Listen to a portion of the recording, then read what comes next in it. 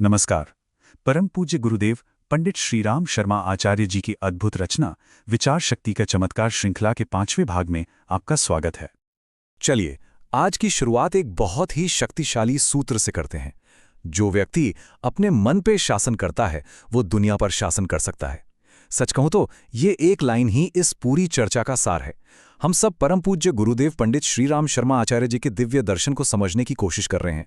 उनका मानना था कि अपने मन की बनावट को समझना और उसे बेहतर बनाना, बस यही जीवन का असली मकसद है।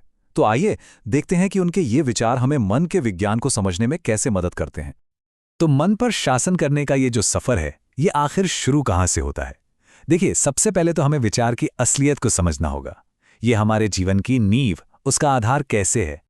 ये मिसाल कितनी सीधी और कितनी गहरी है। हमारा मन, समझिए, एक बीज की तरह है। हम इसमें जो भी बोएंगे, अच्छा या बुरा, वही आगे चलकर हमारे जीवन का पेड़ बनेगा। इसका सीधा मतलब यह है कि हमारी जिंदगी कैसी होगी, ये पूरी तरह हमारे ही हाथ में है। हम अक्सर ये सोचते हैं कि हम वो हैं जो हम करते हैं, है ना? लेकिन ये सूत्र हमें और गहराई में जाने को कहता है।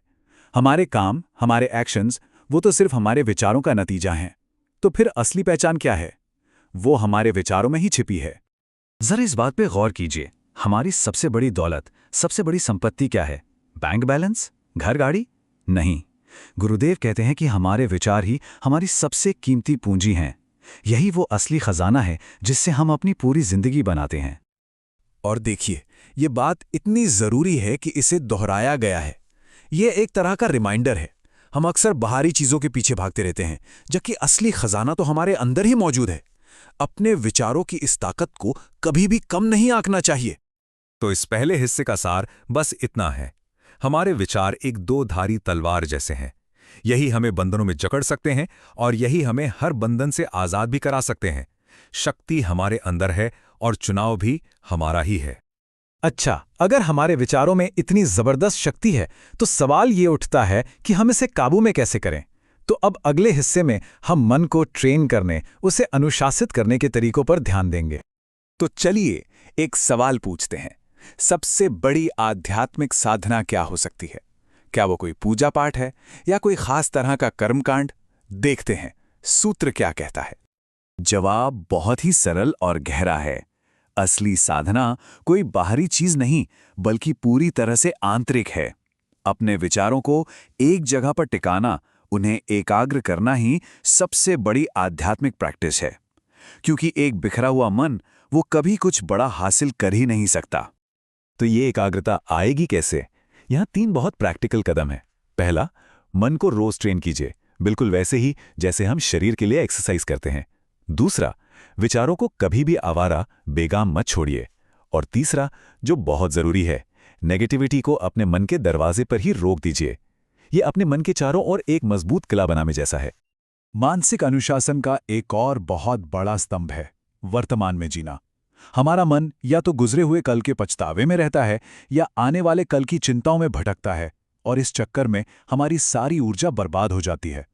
इस सिद्धांत को भी दोहराया गया है, क्योंकि असली शक्ति, असली जीवन तो इसी पल में है, वर्तमान में। तो जब हम अपने मन को अनुशासित कर लेते हैं तो क्या होता है? अब हम जानेंगे एक अनुशासित मन की अनंत शक्तियों और उसकी अविश्वसनीय क्षमताओं के बारे में।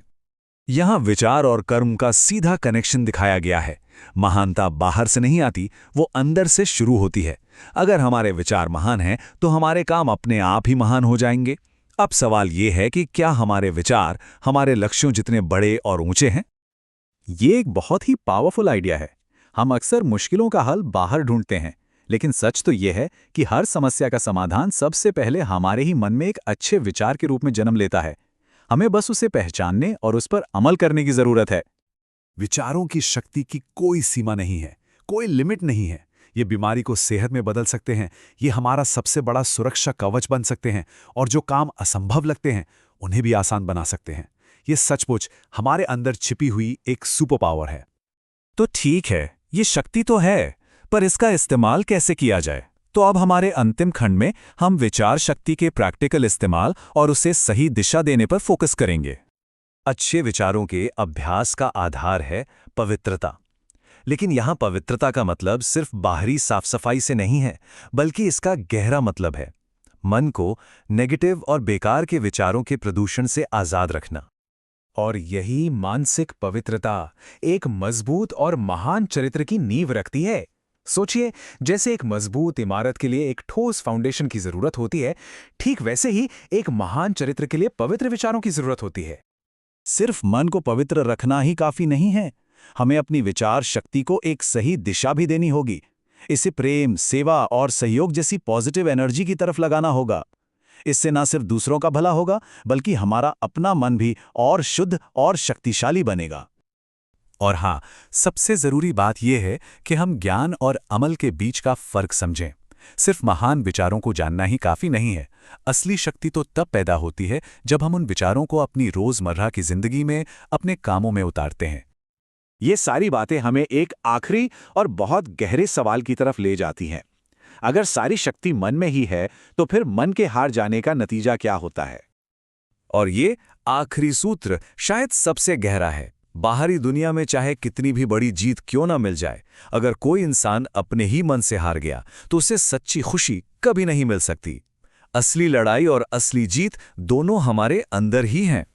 इन सूत्रों पर और गहरी जानकारी और इन्हें जीवन में लागू करने के तरीकों के लिए आप दी गई वेबसाइट पर जा सकते हैं। सुनने के लिए धन्यवाद।